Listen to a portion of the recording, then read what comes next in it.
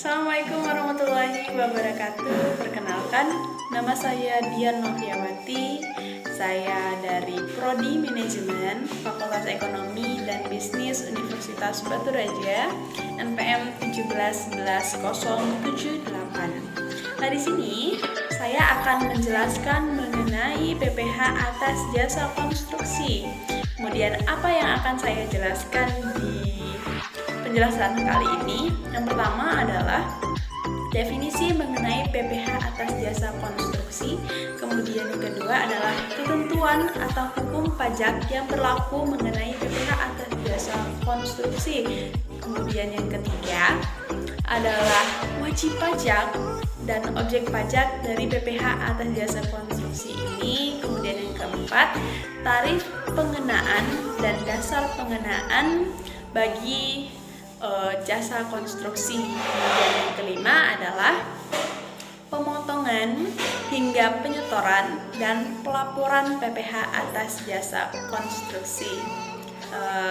Untuk lebih jelasnya akan saya jelaskan melalui slide presentasi. Baik, selamat datang di presentasi saya dengan tema PPh atas jasa konstruksi. Selamat menyaksikan dan semoga bermanfaat. Baik, akan ada beberapa poin yang saya bahas di presentasi kali ini. Yang pertama adalah definisi PPh atas jasa konstruksi. Kemudian yang kedua, ketentuan atau hukum PPh atas jasa konstruksi. Yang ketiga, wajib dan objek jasa konstruksi. Kemudian yang keempat adalah tarif dan dasar pengenaan jasa konstruksi. Dan yang kelima adalah pemotongan, pembayaran hingga pelaporan atas jasa konstruksi.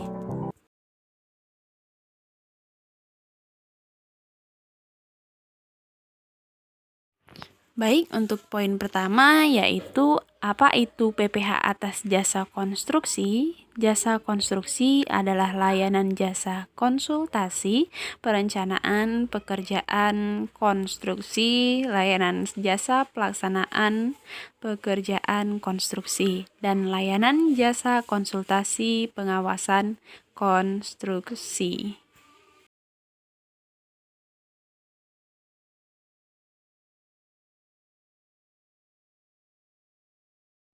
Baik, untuk poin kedua adalah ketentuan atau hukum dari PPh atas jasa konstruksi, yakni Peraturan Pemerintah Nomor 51 Tahun 2008 atas penghasilan dari usaha jasa konstruksi diubah menjadi Peraturan Pemerintah Nomor 40 Tahun 2009 tentang pajak penghasilan dari usaha jasa konstruksi.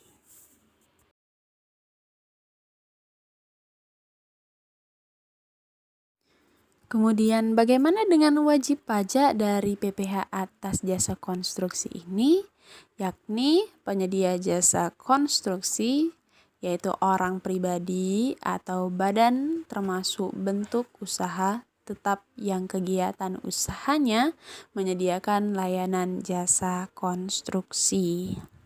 Itu adalah wajib pajak PPh atas jasa konstruksi. Kemudian untuk poin selanjutnya adalah objek pajak. Apa objek pajak dari PPh atas jasa konstruksi ini? Yakni berupa perencanaan konstruksi, pelaksanaan konstruksi, dan pengawas konstruksi itu sendiri.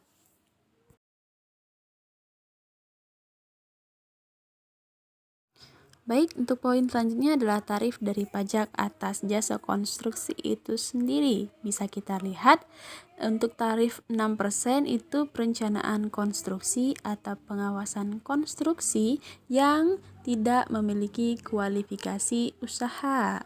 Kemudian untuk 4% bersifat final itu untuk perencanaan konstruksi atau pengawasan konstruksi yang memiliki kualifikasi usaha kecil, menengah, dan SAR. Kemudian yang ketiga adalah 4% bersifat final untuk pelaksanaan konstruksi tidak memiliki kualifikasi usaha. Kemudian yang 2% itu untuk pelaksanaan konstruksi yang kecil. Kemudian yang 3% bersifat final itu untuk pelaksanaan konstruksi untuk menengah. Kemudian untuk dasar pengenaan pajak. Dasar pengenaan pajak atau DPP PPh final atas jasa konstruksi adalah jumlah pembayaran atau penerimaan, tidak termasuk pajak pertambahan nilai. Kemudian bagaimana saat terutangnya jasa konstruksi? Saat terutangnya PPh atas jasa konstruksi adalah pada saat pembayaran pajak konstruksi itu sendiri. Kemudian bagaimana dengan mekanisme pembayaran atau penyetoran PPh?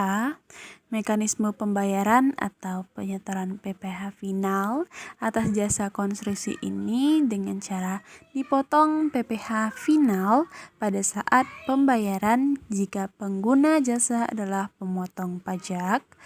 Kemudian disetor sendiri oleh penyedia jasa jika pengguna jasa bukan pemotong pajak.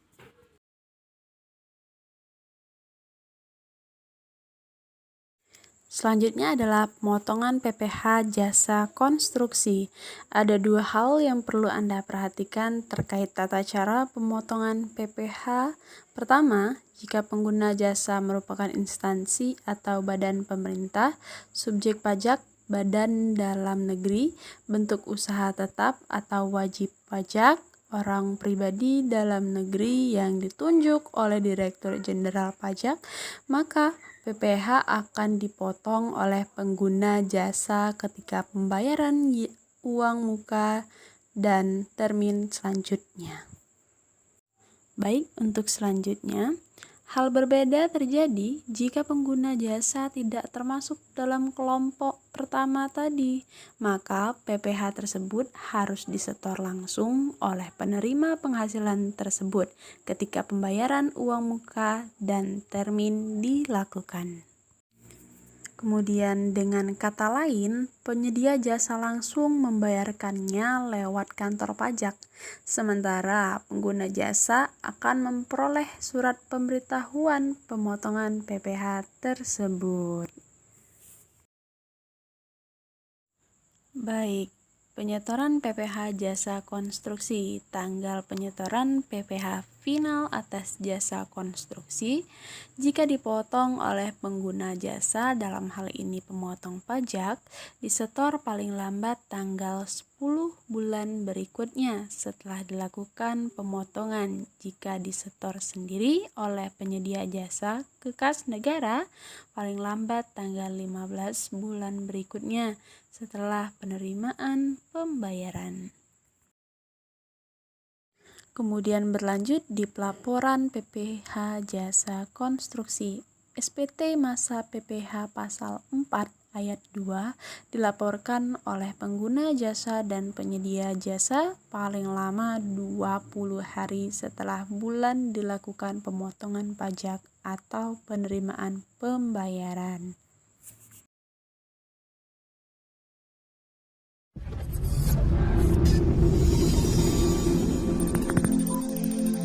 Sektor jasa konstruksi merupakan kegiatan masyarakat mewujudkan bangunan yang berfungsi sebagai pendukung atau prasarana aktivitas sosial ekonomi kemasyarakatan guna menunjang terwujudnya tujuan pembangunan nasional. Oleh karena itu, penyelenggaraan jasa konstruksi dituntut mampu menjamin ketertiban dan kepastian hukum. Sebagai tonggak pembangunan infrastruktur, sektor jasa konstruksi juga menghadapi berbagai tantangan yang sangat kompleks yang meliputi tuntutan good governance dan good corporate governance, peningkatan kapitalisasi pasar konstruksi, peningkatan mutu konstruksi, serta perubahan lingkungan strategis dengan berlakunya pasar ASEAN, termasuk regulasi sektor lainnya. untuk menjawab tantangan dan tuntutan pada sektor jasa konstruksi. Pada tanggal 12 Januari 2017, Presiden Joko Widodo telah mensahkan Undang-Undang Nomor 2 Tahun 2017 tentang jasa konstruksi sebagai pengganti Undang-Undang Nomor 18 Tahun 1999. Undang-Undang Nomor 2 Tahun 2017 juga menjelaskan asas-asas penyelenggaraan jasa konstruksi. Undang-Undang Jasa Konstruksi yang terdiri dari 14 bab dan 106 pasal mengatur 4 hal utama, yaitu usaha jasa konstruksi, penyelenggaraan jasa konstruksi, usaha penyediaan bangunan dan tenaga kerja konstruksi. Keempat hal tersebut harus didukung pembinaan pemerintah, partisipasi aktif masyarakat jasa konstruksi, serta para pemangku kepentingan stakeholder. Undang-Undang Jasa Konstruksi mengatur hal-hal baru yang meliputi penegasan tanggung jawab dan kewenangan pemerintah pusat dan daerah, keamanan, keselamatan, kesehatan, dan keberlanjutan, tenaga kerja konstruksi, dan sistem informasi jasa konstruksi terintegrasi. Undang-undang ini juga mengenal kegagalan bangunan sebagai bentuk perlindungan bagi pelaku jasa konstruksi dan masyarakat. Selain itu, terdapat alternatif penyelesaian sengketa dalam kontrak konstruksi. Kehadiran Undang-Undang Nomor 2 Tahun 2017 tentang jasa konstruksi akan mendorong sektor jasa konstruksi nasional berperan strategis mewujudkan tujuan pembangunan nasional. Baik, itulah tadi presentasi dari saya. Selamat menikmati dan semoga bermanfaat. Thanks for watching. Jangan lupa ya buat subscribe, like, and share. Wassalamualaikum